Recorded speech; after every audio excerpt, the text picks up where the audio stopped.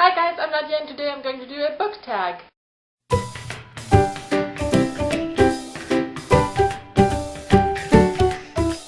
This is the Gods of Olympus tag, and I was tagged by Donna over at NadiaReads books, and she's also the creator of this tag. So the link is gonna be in her description box. No?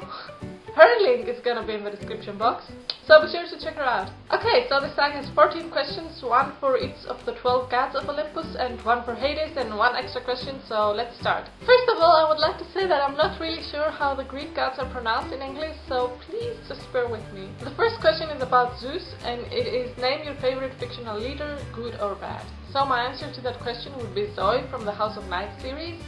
I'm not the hugest fan of Zoe. I liked her in the first books, but then she got kind of annoying. But I do think that she's a really good leader. The second question is about Hera, and it's who are your favorite fictional parents? So this answer was pretty clear to me. I chose Hazel's parents from The Fault in Our Stars by John Green. I really love both of those characters. They seem so supportive and they're going through a lot. I mean, their daughter is dying from cancer, but they really seem to be dealing with it well. And yeah, they're great.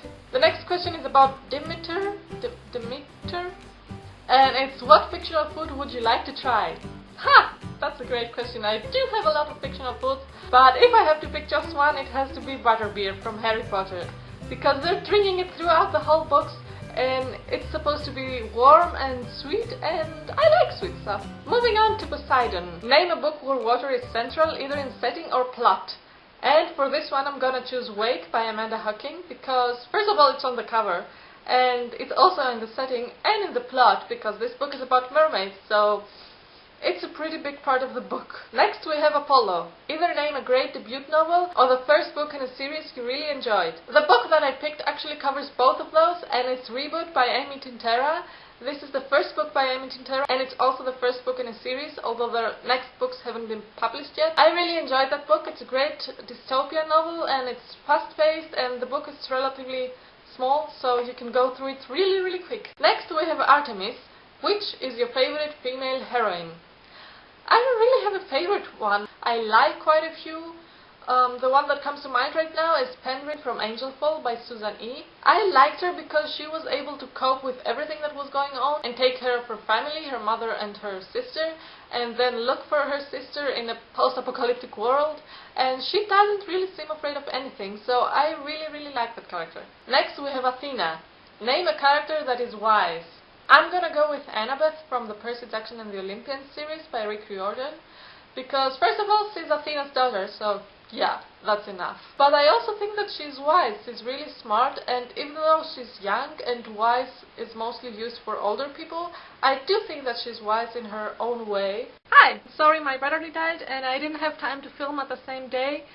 So yeah, where were we? Hermes. If you could travel to any fictional setting, real world or fantasy, where would you go? So for this I'm definitely going with Hogwarts, because I've wanted to go there since I was 11 years old, and I think it's about time I go there. The castle is just so cool. The castle is actually real. I think it's somewhere in England, and I would love to go one day, but yeah, it wouldn't be Hogwarts really, but it's better than nothing. Next we have Hephaestus. Hephaestus?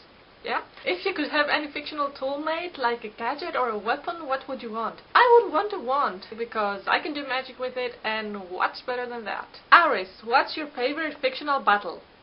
I'm gonna have to go with Harry Potter again. I'm sorry, my answers keep getting a bit repetitive, but I'll go with the final battle in Harry Potter and the Deathly Hallows, because it was just great. Everyone was fighting. There were so many people dying, unfortunately, and it was the final chapters of the final book of the series, and I was so sad that it was ending, but the battle was great. Harry with Voldemort, and Mrs. Weasley with Bellatrix, and chaos, and wow, I loved it. Next is Aphrodite. Who is your ultimate ship?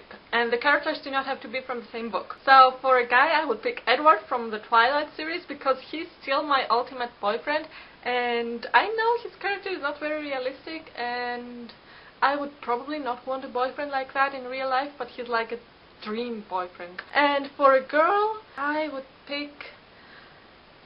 yeah, I can't really think of anyone that would put up with Edward. I think I'm gonna go with Tatiana from the Bronze Horseman. She's kind of similar to Bella, so maybe they would get along. Hades! If you could petition Hades to bring any fictional character back from the dead, who would you choose? Guess which book my answer is from? Yeah, Harry Potter. This is a spoiler if you haven't read Harry Potter and the Half-Blood Prince, so go away. My answer is Dumbledore, because it's just the most sad death I've read about in all the books that I've read about. It's just heartbreaking. Final question. If you could be the goddess of anything, what would you like to be, and what do you think would fit your personality best? And these two don't have to be the same. I would really like to be a goddess that has something to do with the sea. I don't know what exactly. I don't want to be a nymph or anything, because they're just not doing anything, just dancing around the whole day. Maybe I could be like Poseidon's assistant or anything, or maybe I could take Poseidon's place and throw him out all the way. As to what would fit my personality, I don't know, I think that would also fit my personality. Maybe. I don't know. That was the end of the tag. Thank you to Donna for creating this and for tagging me. And I'm going to tag Nerdy Book Lover, Benjamin of Tomes, because he's also part Greek, and Helen Jeppesen, I'm sorry, I don't know how to pronounce that. And I also tag you. If you want to do this tag, give it a try, and you can say I tagged you. If you like this video, please give it a thumbs up, and don't forget to comment and subscribe. Bye! All this time I hadn't pressed record. No. Oh, the sun is coming out, look.